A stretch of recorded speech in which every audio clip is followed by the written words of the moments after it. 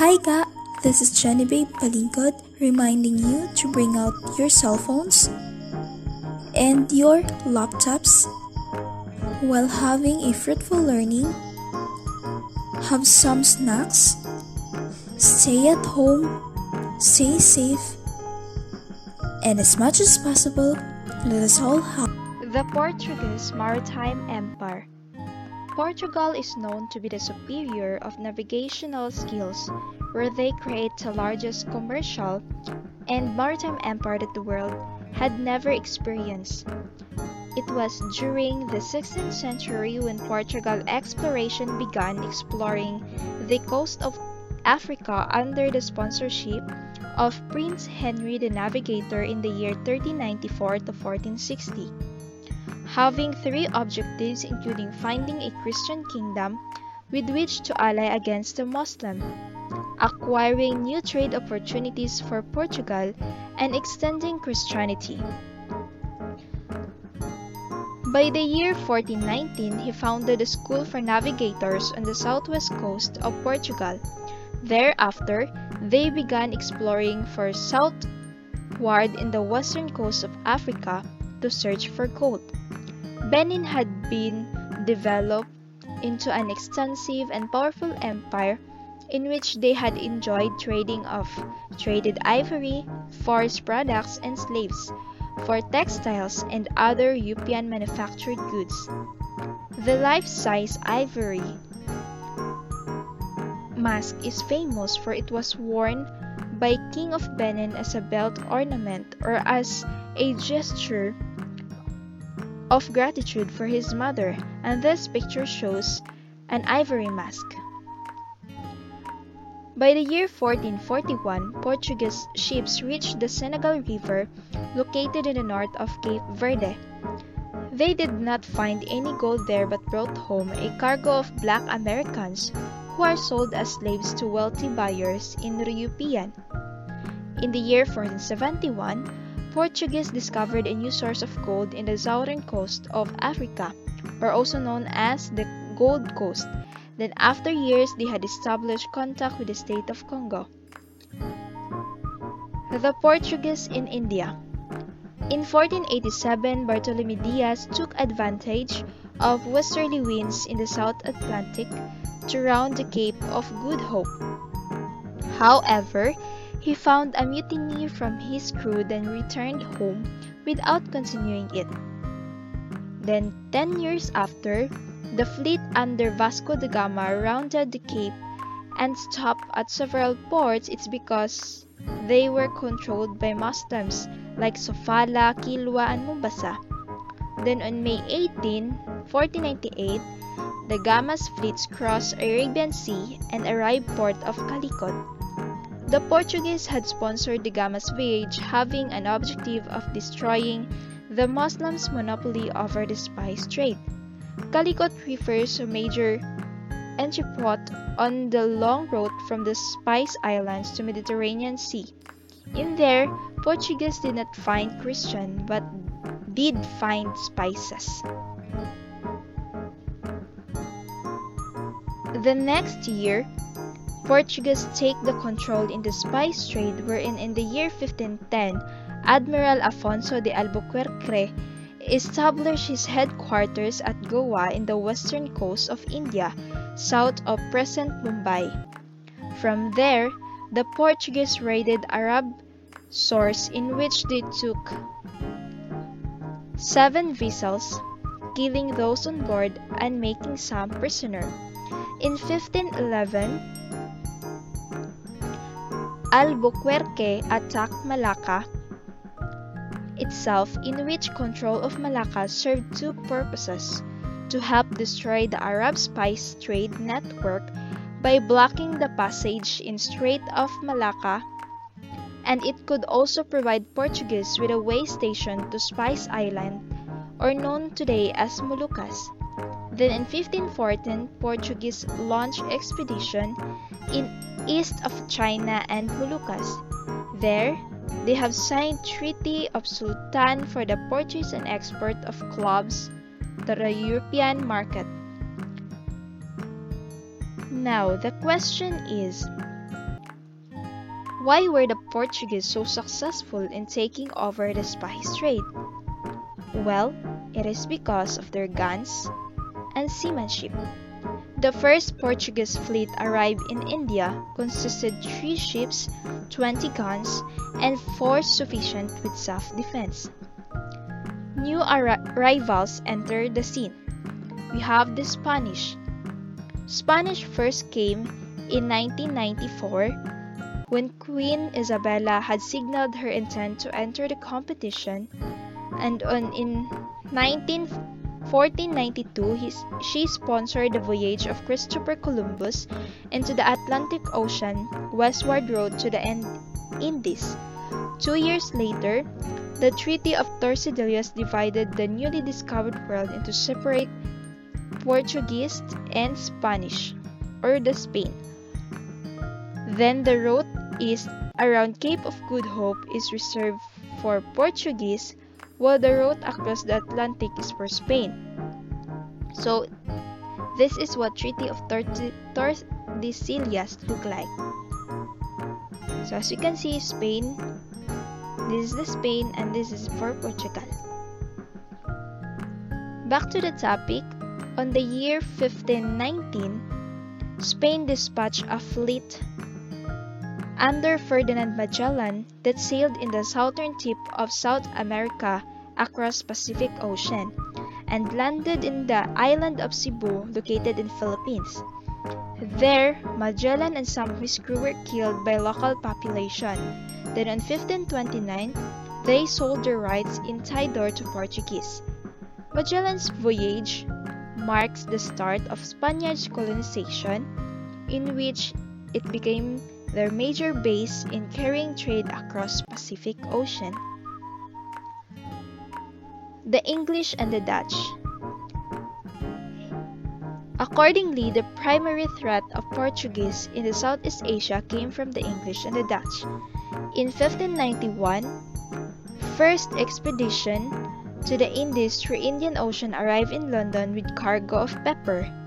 In 1608 or 08, English fleet landed at Surat on the northwestern coast of India. While in the Dutch, in 1595, first Dutch fleet arrived in India. On 1602, Dutch East India Company was established under sa government sponsorship. Then on 1641, Dutch seized the entrepot of Malacca, one of the Portugal trading empire. Next, the conquest of the New World. Portuguese were sailing for spice to the eastwards through Indian Ocean, while Spanish attempt to reach the same destination by sailing westward across Atlantic. The voyages. So these are the people behind those remarkable voyage. First, Christopher Columbus, 1451 to 1506, an Italian from Genoa who believed that Asia could be reached through by sailing west instead of eastward Africa.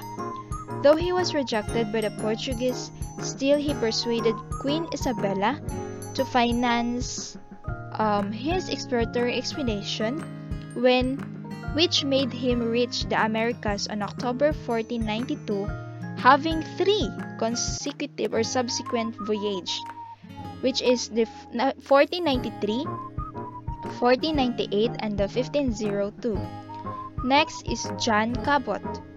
He was a Venetian seafarer who explored the New England coastline of America under the license of King Henry VII. Pedro Cabral was a Portuguese sea captain who accidentally discovered South America in 1500s, and Amerigo Vespucci, a Florentine, accompanied several voyages and wrote a series of letters about the geography of the land that he observed. The conquest. Spanish conquistadors are mostly those who are upper-class individuals motivated by a typical 16th century blend of glory, greed, and religious crusading zeal, and in 1519, a Spanish expedition under the command of Hernan Cortes landed at Veracruz or Gulf of Mexico. So I have a picture this picture or a European painting shown below on the upper side, in which the encounter was a peaceful one as depicted on the upturned eyes of Columbus and his fellow voyagers, shows that their motives were purely spiritual rather than material. On the other picture itong nasa baba, it was drawn by an Aztec artist. Spanish invaders, assisted by their Indian allies, used superior weapons to bring about the conquest of Mexico. Aztec suffered diseases brought by European that wiped out majority of the population. And Francisco Pizarro destroyed Inca power high in the Peruvian Andes. Portuguese in Brazil were in 1500s. Portuguese fleet discovered the eastern coast of Latin America. In 1549, formal administrative was instituted in Brazil where Portuguese migrants established plantations to produce tropical products for export to Europe, and one of these are sugar and a lot more. Governing the empires. In the 16th century, while Portugal dominated Brazil, Spain established colonial empire that included Central America, South America, and part of North America.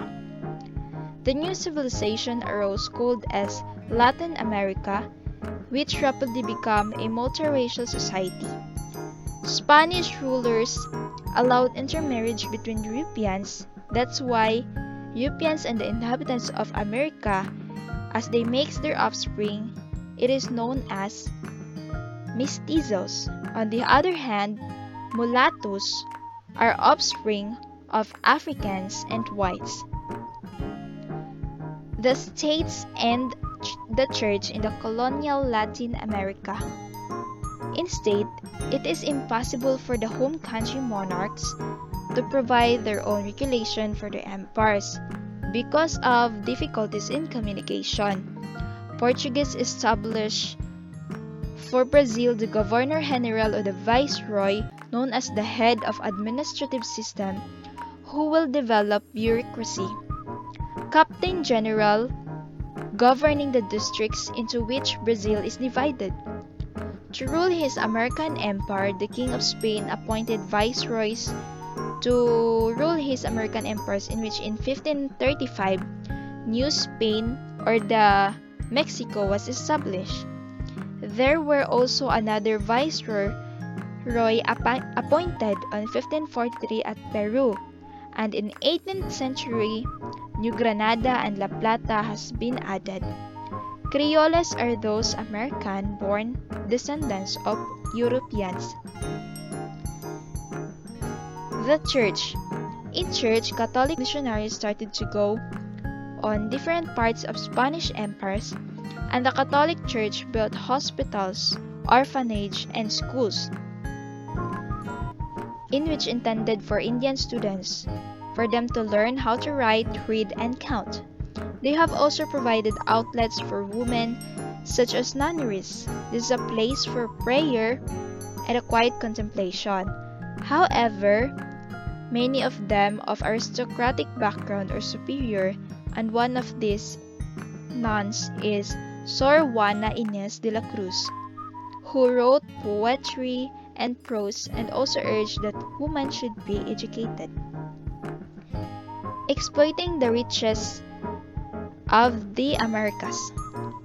Both Portuguese and Spain sought to profit economically and we cannot deny that, and one source of wealth is the abundant supplies of gold and silver.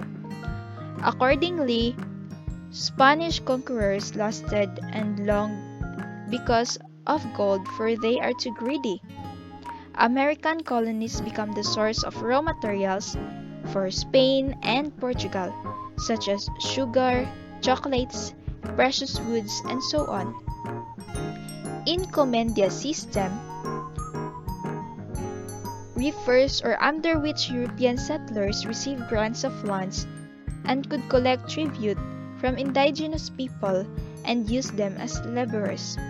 In return, holders of encomienda protect Indians and supervise their spiritual and material needs. Spanish settlers ignored their government and used Indians to pursue their own economic interests, wherein Indian experienced forced labor, starvation, disease like smallpox, measles, and typhus. In addition, Bartolome de las Casas, a Dominican monk who believed that the Indians had been cruelly mistreated by his fellow Spaniards, in which he fight for Indians through his work, The Tears of Indians. The competitions intensifies. In 1621, 1644, and 1663. In 1621, Dutch formed the Dutch Company to compete with Spanish and Portuguese interests in Americas, but the company's profit was not enough to cover its expenditures. In 1664, English seized the colony of New Netherland and renamed it to New York. On the Dutch West India Company soon went bankrupt. In 1663, Canada became property of French and administered as province of French. Now this picture is Christopher Columbus. The question is he a hero or villain? At some point, he discovered the Western Hemisphere wherein he opens the world and laid the foundation for the modern global economy. While on the other hand, some historians view him as a symbol of European colonial repression and a prime mover of the extinction of people and culture in Americas. Yes, some voyages of Columbus were tragic for most people in the New World, but for me it's unfair to blame him, possessing many of the character traits and prejudices common in his era. Whether he is a hero or villain, it will remain a matter of debate. The Columbus exchange transition between traditional and modern world. However, he and his contemporaries played a role in the emergence of the modern world, and that matter on which there can be no doubt. That ends my report. Always remember to have faith in God, no matter how hard things get. Always trust God, lift everything to Him, let God handle things you can control, and trust Him in all your plans. That's all. Thank you for listening.